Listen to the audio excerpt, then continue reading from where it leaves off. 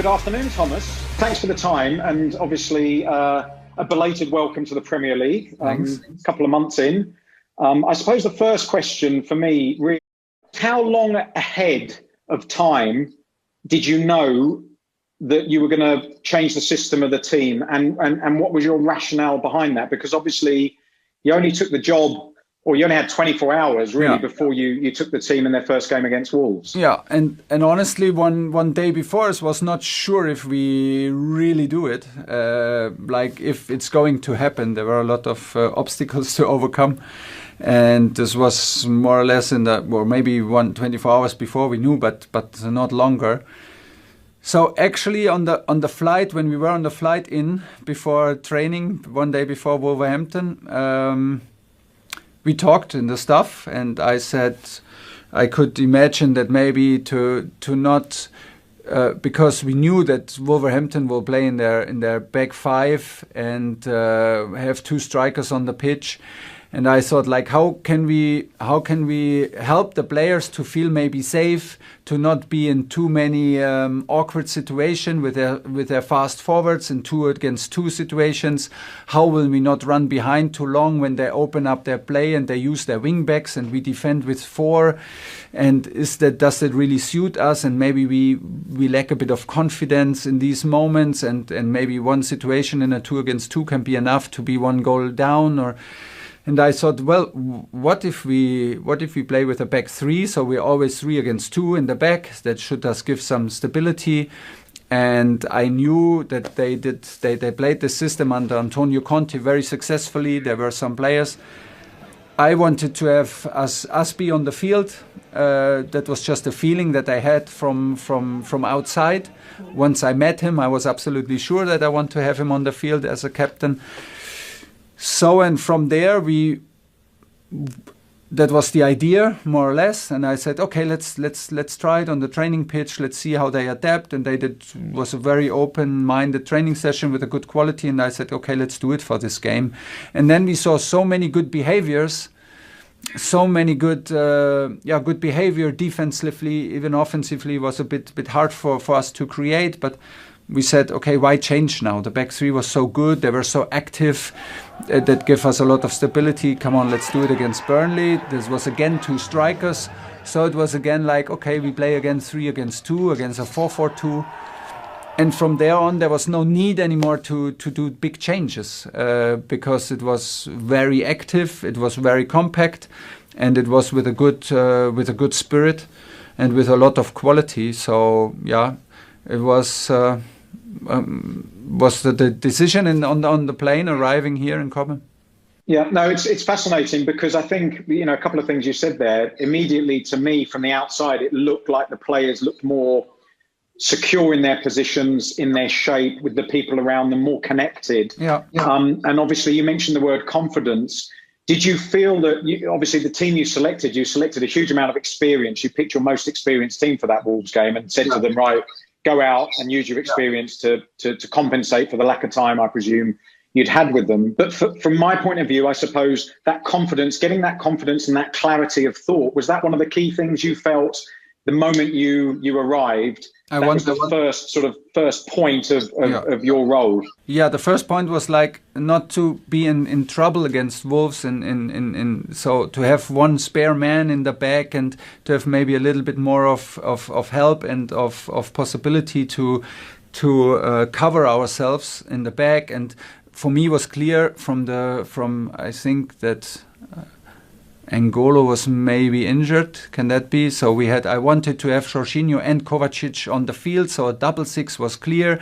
So it was from there was like some logic solutions were like the beginning of the next solution. So like it was a 3-2 in build-up that gave us suddenly a lot of control, and the 3-against-2 in the back made us feel safe. But like you said, I mean, it was the decision to put a lot of experience in the first game because, and I remember to have even a talk with the young players, and the young players from the academy, and I put them together and I said, okay, guys, you have to trust me now. You don't know me. You don't know if you can trust me, but you have to trust me now this is the solution for this game, and I go for experience in this game. Because it's a new manager, it's a lot of trouble going on. We are on 9th or 10th place. There's a lot of pressure on this game. I don't want to put this pressure onto you, and you need to trust me that this is not a season's decision. I am more than happy to trust you guys. I don't care about age, but in this 24 hours now, it is the responsibility from the more experienced players to handle this situation and to do what is needed now and to show that they are capable of handling this situation. This is maybe you don't like, for sure you don't like it, guys, but trust me, this is not a decision because of lack of trust, lack of quality or whatever. So yeah, and from there on we went step by step, because there is no such thing like old players and young players. I feel like now we have very quickly we have a strong bond between all of them.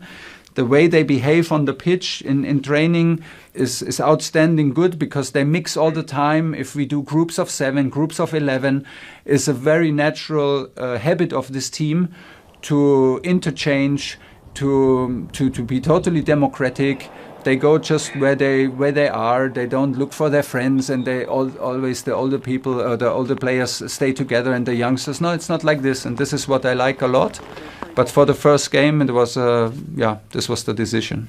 Well, I don't know if you can see me smiling, because it's music to my ears hearing you talk about honesty and trust and creating an equality within the group. You know, whatever your age, whatever your profile, whatever your experience, you're all competing at that same level. And I think, again, looking from the outside as I do, seeing the team evolve every game, you've had this fantastic start. And I know that, as players and coaches, we don't look back, we only look forward. But as a base camp for the remaining games of the season, you couldn't have dreamt, I'm sure, of a better start as this team continues to evolve in the system and get to know you. Yeah, because in the end, it felt deserved. Like it's exactly like you say. We always look up front, and it's always the next game. It's always the next training, to keep the momentum going, to take care about all this what the team creates here, and to make them aware of it, and to be careful about it.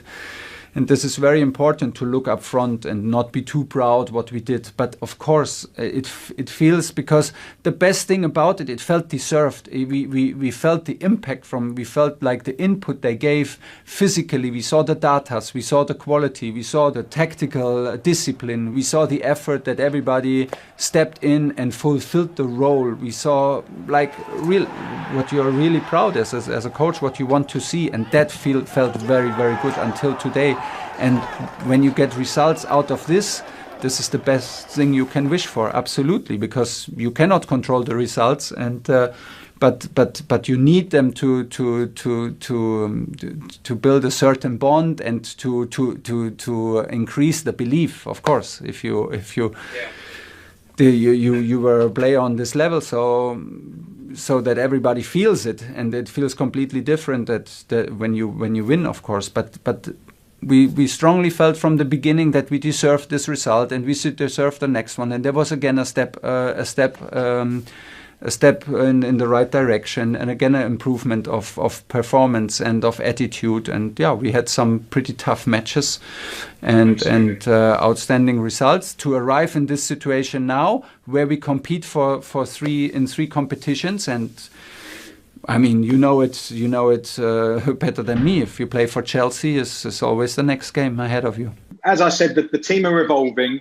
You've got the defence and the defensive unit of the team working superbly well. Yeah. Going forwards, obviously, I'm sure the next stage, the next genesis is to get more goals. And if you could just ask how you're working on that, how you're trying to free up a bit more space, and a little bit about Christian Pulisic, where you see him fitting in, and how you think you might use him in the coming matches between now and the end of the season. Well, using the formation that we used in the beginning, what we talked about is the consequence is that we have like 3 offensive players in these 2 half positions and the number 9 up the pitch. So it's a bit different. Like if you use maybe a 4-2-3-1 formation, you have already 4 players, 1 more player in these offensive roles.